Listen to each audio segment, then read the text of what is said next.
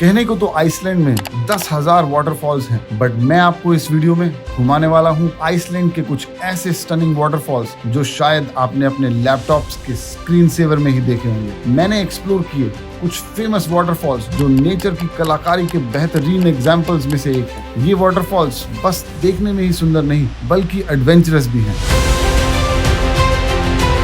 आप सोच रहे होंगे कि वाटरफॉल एडवेंचरस कैसे हो सकते हैं। इसका जवाब मैं आपको वीडियो में आगे दूंगा। और अगर आप भी क्यूरियस हैं आइसलैंड के अमेजिंग वाटरफॉल्स के बारे में तो ये वीडियो आपके लिए है। Hello friends, welcome back to my channel. Iceland Atlantic Ocean में बसा हुआ एक आइलैंड है जो ट्रैवलर्स के लिए ढेरों ऑप्शंस देता है, चाहे वो सीनिक ब्यूटी हो, कैंपिंग हो, ऑफ रोडिंग हो, हाइकिंग हो, व्हेल वॉचिंग हो, एटसेट्रा। इसके साथ आपको नेचर के कई सुंदर आर्टवर्क देखने को मिलेंगे जिनमें यहाँ के वाटरफॉल्स भी शामिल हैं। और इस वीडियो में मैं आपको आइसलैंड के वाटरफॉल से रिलेटेड सारी जानकारी देने वाला हूँ, जैसे कि यहाँ कौन कौन से वाटरफॉल्स हैं जो सबसे ज्यादा फेमस हैं, कौन से वाटरफॉल्स को विजिट करना वर्थ इट है, इन वाटरफॉल्स तक कैसे जाया जा सकता है, क्या ये वाटरफॉल्स सेफ होते हैं, यहाँ पर जाने के लिए क्या खर्चा आता है। तो आपके लिए काफी कुछ है इस वीडियो में अगर आप एक ट्रैवलर हैं और आइसलैंड के वाटरफॉल्स के बारे में सारी जानकारी चाहते हैं। चलिए शुरू करते हैं इस क्वेश्चन से कि यहाँ पर इतने वाटरफॉल्स क्यों हैं।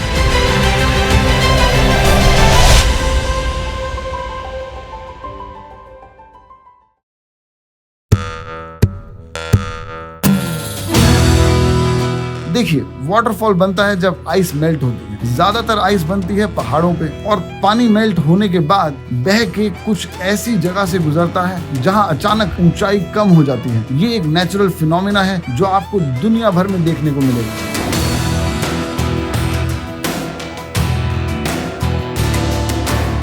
छोटे बड़े सभी वाटरफॉल्स मिलाकर यहाँ पर हजारों वाटरफॉल्स हैं, बट मैं इस वीडियो में आपको कुछ सबसे फेमस एंड इम्पोर्टेंट वाटरफॉल्स के बारे में बताऊंगा, जैसे Seljalandsfoss, Skogafoss, Gullfoss, Godafoss, Dettifoss, Selfoss and Barnafoss. यहाँ पर वाटरफॉल के नाम में फॉस वर्ड जुड़ा रहता है जो कि आइसलैंडिक वर्ड है और जो वाटरफॉल्स के लिए यूज किया जाता है। तो यानी कि फॉस का मतलब है वाटरफॉल। शुरू करते हैं Gullfoss waterfalls. Thingvellir national park घूमने और कैंपिंग करने के बाद टाइम था आइसलैंड में हमारे सबसे पहले वाटरफॉल को देखने जाने का। तो सुबह की कॉफी और ब्रेकफास्ट वगैरह करने के बाद हम अपनी गाड़ी में निकल पड़े अपने आइसलैंड के पहले वाटरफॉल को देखने, जो था Gullfoss waterfall. Gullfoss का मतलब होता है गोल्डन वाटरफॉल। यहाँ पर दो अलग अलग वाटरफॉल्स हैं। ऊपर वाले वाटरफॉल की हाइट लगभग 11 मीटर है और नीचे वाले की 21 मीटर है। बट वहां जाने से पहले हम रेन जैकेट लेने चले गए। अब बारी है प्रो टिप की। गल्फ फॉस जाने से पहले आपको अपने साथ एक रेन जैकेट जरूर रखना चाहिए, क्योंकि वहाँ फॉल का भाव इतना तेज होता है कि उससे निकलने वाला पानी की छींटें आपको पूरा का पूरा भिगा सकती हैं। और साथ ही अगर आपको कोई कैमरा, गियर या इक्विपमेंट कैरी कर रहे हैं तो उसको भी आप प्लास्टिक कवर से ढक सकते हैं अगर वो वाटरप्रूफ नहीं है। फाइनली हम पहुंच गए थे फॉल के बिल्कुल पास। हमें यहाँ पहुंचते ही दिख गया ये मेस्मराइजिंग व्यू। अब वक्त था इसे पास से एक्सपीरियंस करने का। वहाँ पास में पहुंचकर ऐसा लग रहा था कि जैसे वहाँ बारिश हो रही हो। चारों तरफ धुंध ही धुंध था। फॉल से आती हुई पानी के छींटों ने मुझे और अवंतिका को पूरी तरह भिगा दिया था।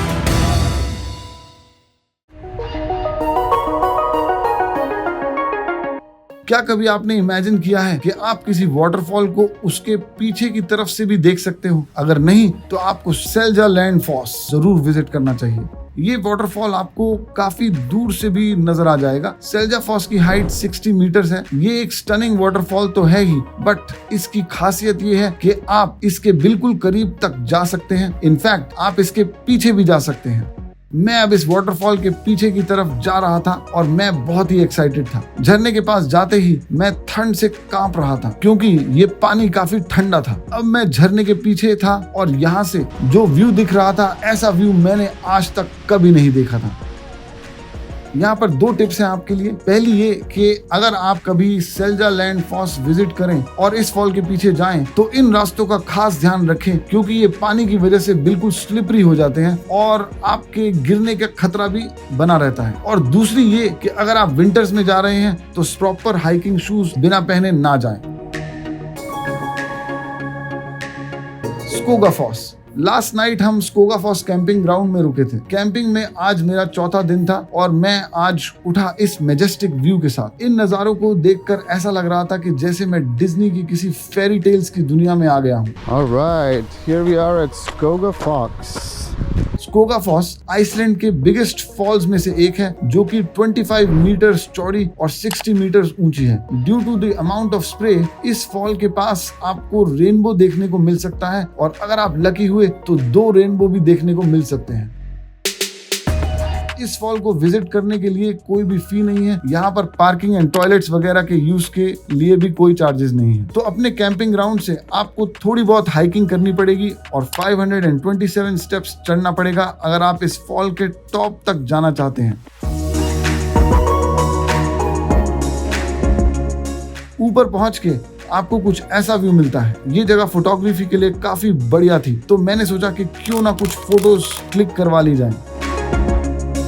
यहाँ 2 तरह की एक्टिविटीज थी, एक तो हाइक करके ऊपर जाना और दूसरी वाटरफॉल्स के नीचे जाना। पहली एक्टिविटी तो हम कर चुके थे और अब बारी थी दूसरी एक्टिविटी की। बट नीचे जाने के लिए मुझे अपना रेन जैकेट पहनना होगा। यहाँ आते ही टेम्परेचर एकदम से गिर गया हो, जैसे ऐसा लग रहा था कि यहाँ बारिश हो रही है। यहाँ पर इतनी ठंड लग रही थी कि आप यहाँ 2-4 मिनट से ज्यादा नहीं बिता पाएंगे।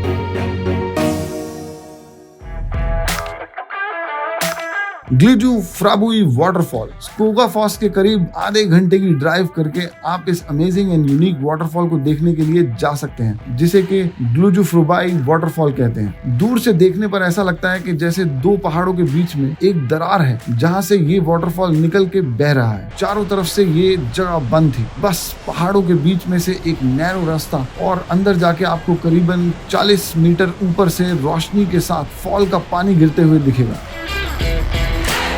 आप सोच रहे होंगे कि मैं एक के बाद एक वाटरफॉल्स पर घूमने जा रहा हूं और इसमें क्या मजा आ रहा होगा, बट हर वाटरफॉल के अपने अलग मजे हैं और हर वाटरफॉल पिछले वाटरफॉल से अलग लग रहा था, जिसकी वजह से मैं बिल्कुल भी बोर नहीं हो रहा और यही इस लैंड ऑफ वाटरफॉल्स की खासियत है।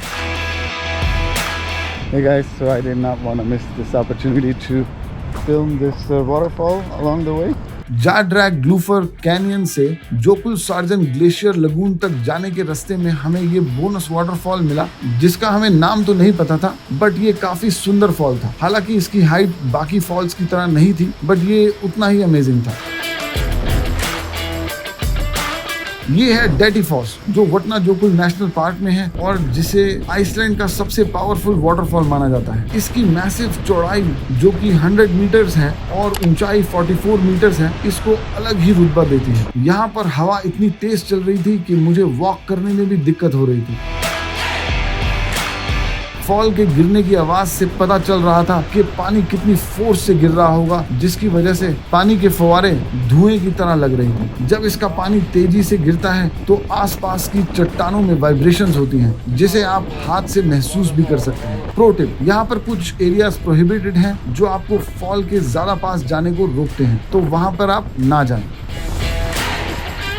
यही पास में एक वाटरफॉल है जिसका नाम है सेल्फॉस वाटरफॉल। आप चाहो तो डेटीफॉस से हाफ एन आवर की हाइक करके इसको भी जाकर देख सकते हो।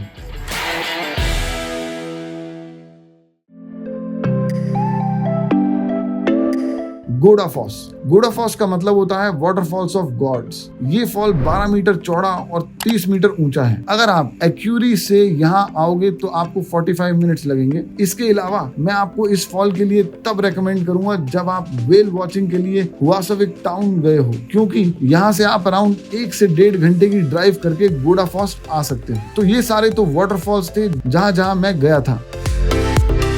आप और भी कई सारे वाटरफॉल्स का प्लान बना सकते हो, जैसे कि सेल्फॉस। सेल्फॉस नॉर्थ आइसलैंड में एक ग्रुप ऑफ फॉल्स है जहां पर आपको कई सारे फॉल्स एक ही जगह पर देखने को मिलेंगे। बट आप सेल्फॉस वाटरफॉल और सेल्फॉस टाउन में कंफ्यूज मत हो जाना, क्योंकि सेल्फॉस टाउन साउथ आइसलैंड में है और सेल्फॉस वाटरफॉल से करीब 600 किलोमीटर दूर है। बर्नाफॉस, इसके अलावा आप बर्नाफॉस वाटरफॉल्स भी प्लान कर सकते हो। इसे जारना फॉस भी कहा जाता है। ये फॉल वेस्टर्न आइसलैंड में लोकेटेड है और कैपिटल रेकविक से करीब 100 किलोमीटर की दूरी पे है। तो अगर आपके प्लान में बर्नाफॉस एक स्टॉप है तो मैं रेकमेंड करूंगा कि आप इसको पहले विजिट कर लें ताकि फिर बाकी जगहों पर जाएं। इसके अलावा भी आपके पास कई सारे वाटरफॉल्स की ऑप्शंस हैं, जैसे Faxafoss, Glymur, Svartifoss, Gjain, Aldeyjarfoss, Haifoss etcetera.